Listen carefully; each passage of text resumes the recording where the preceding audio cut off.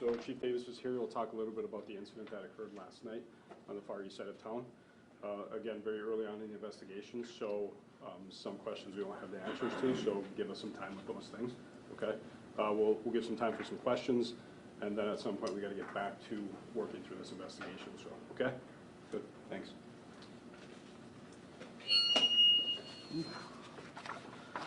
All right, thank you, and good afternoon. I'm Chris Davis, the Chief of the Green Bay Police, and I'm just here today to provide you with some information about an officer-involved shooting that occurred in the city last night.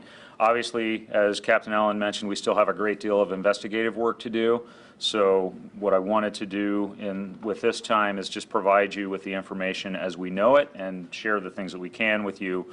Of course, as is always the case in a situation like this, there are things that we can't share, and there are things maybe as we develop more information through the course of the investigation that will clarify or change our understanding of what happened. But at this point, what we know is that at about 11:13 p.m. last night, officers were dispatched to a domestic disturbance at an apartment complex in the 700 block of Chapel View Road.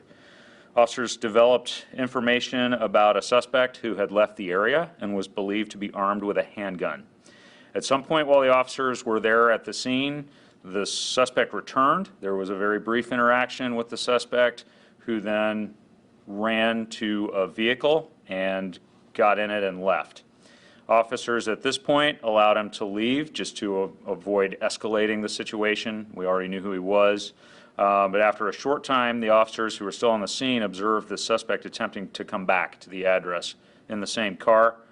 At this point, obviously, there are concerns that arise of the safety of the victim in this case, and so officers attempted an intervention technique to try to prevent the suspect from reaching the location in the vehicle.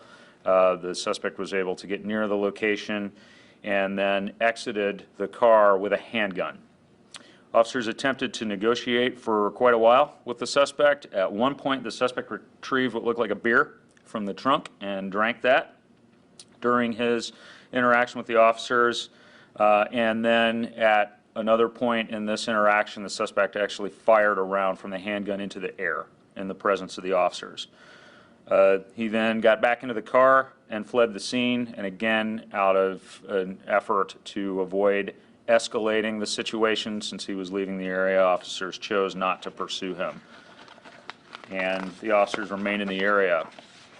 Shortly after this, officers observed the suspect again returning to the area in the same car. At this point, they attempted to stop the suspect, and a pursuit ensued back to the location where the call originated. We believe that the suspect may have fired rounds from the vehicle at maybe one point during the pursuit. That's one of the things that we're trying to clarify in the investigation. And then possibly again when the vehicle stopped in a grassy area to the south of this apartment complex. During this part of this incident, 3 officers discharged their firearms, and then the suspect exited his vehicle and surrendered shortly after this. The suspect was struck by gunfire. Officers rendered aid to him at the scene, and then the suspect was taken to an area hospital with non-life-threatening injuries. A handgun was recovered from the car. This incident is being investigated by Green Bay Police detectives in conjunction with the Brown County District Attorney's Office. And I want to thank a large number of officers and deputies from several other agencies who assisted us with this incident, including the Brown County Sheriff's Office, the De Pere Police, Ashwaubenon Public Safety, the Oneida Nation Police, UWGB Police, and Hobart Lawrence Police. I also want to thank our detectives, many of whom are still working here right now after coming in at about 1 o'clock in the morning to investigate this.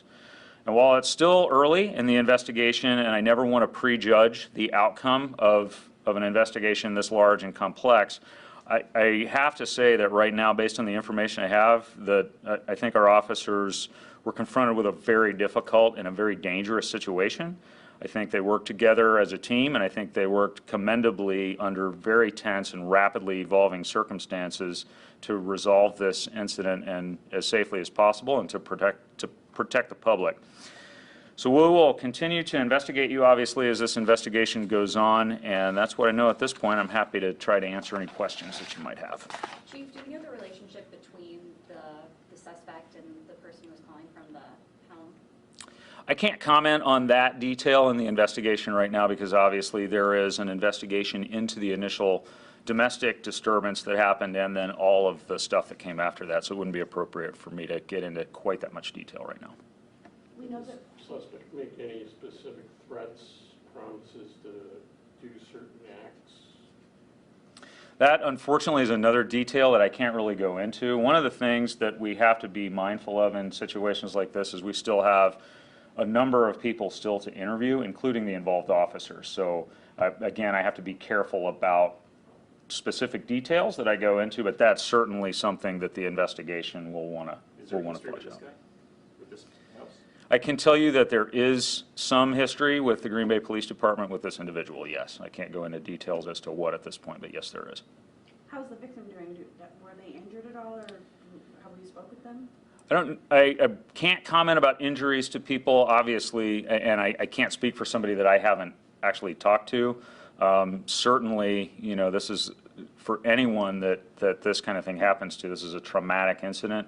We would emphasize that there are resources in our community for domestic violence survivors, and you know, I've said this before, that domestic violence is a serious issue in this community and everywhere, and that, you know, for anyone involved in a situation like that, we can help you, and we not only can we help with criminal accountability and all the stuff that police traditionally do, but we can connect people with resources to help them through these really difficult situations.